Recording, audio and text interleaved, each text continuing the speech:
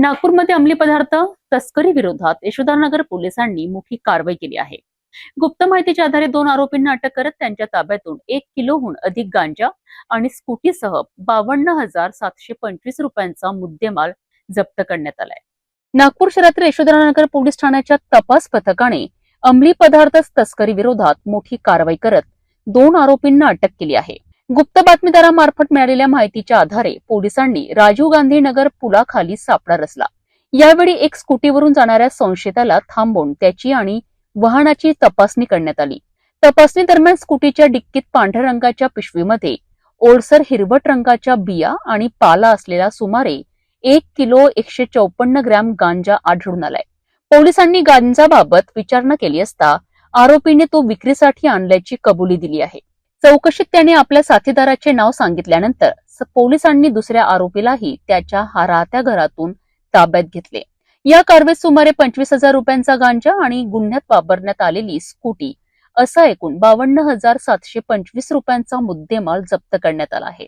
दोन्ही आरोपींविरुद्ध एनडीपीएस कायद्यान्वये गुन्हा दाखल करण्यात आला असून या प्रकरणाचा पुढील तपास यशोधरनगर पोलीस करीत आहेत।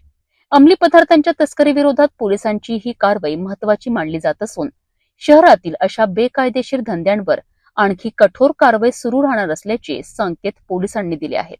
त्यांना माहिती मिळाली की आरोपी नामे शेख अय्यूब शेख मुबारक, वय वर्ष 40 वर्षे, राहणार कब्रस्तानजवळ यशोधरनगर, हा त्याच्या ताब्यात असलेल्या काळ्या रंगाची ई मोपेडवर गांजेची वाहतूक करीत अशी गोपनीय माहिती मिळाल्यावरून मी व माझ्यासोबत PS आनंद पाटील, राहुल बोंद्रे आणि त्यांच्या टीमनी राजीव गांधी पुलाखाली सापळा लावला। तेव्हा तिकडून जो हा इसम आला त्याला ताब्यात घेतलं। त्याला तेव्हा झडती घेतली तर एनडीपीएसच्या तरतुदीप्रमाणे आम्ही त्याचं पूर्ण पालन करून त्याला ताब्यात घेऊन त्याला चौकशी केली असता त्यांनी सदरचा गांजा रज्जाब उर्फ न्याज अली सय्यद, वय वर्ष 28, राहणार आंधळगाव, तालुका मोहोळी, जिल्हा भंडारा, हल्ली मुक्काम बंदे नवाजनगर, गल्ली नंबर 8 यांच्याकडून विकण्यासाठी हा घेऊन जात होता। अशी तपास केल्यावरून दोघांना मी आरोपी केले।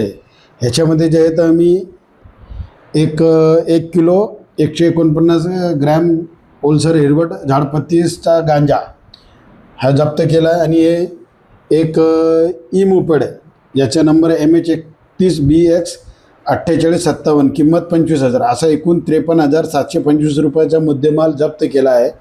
यशोधरनगर पोलिसांच्या या कारवाईमुळे अंमली पदार्थ तस्करी करणाऱ्यांना मोठा धक्का बसला आहे। या प्रकरणात आणखी काही धागेदोरे समोर येतात का, याकडे आता सर्वांचे लक्ष लागले आहे।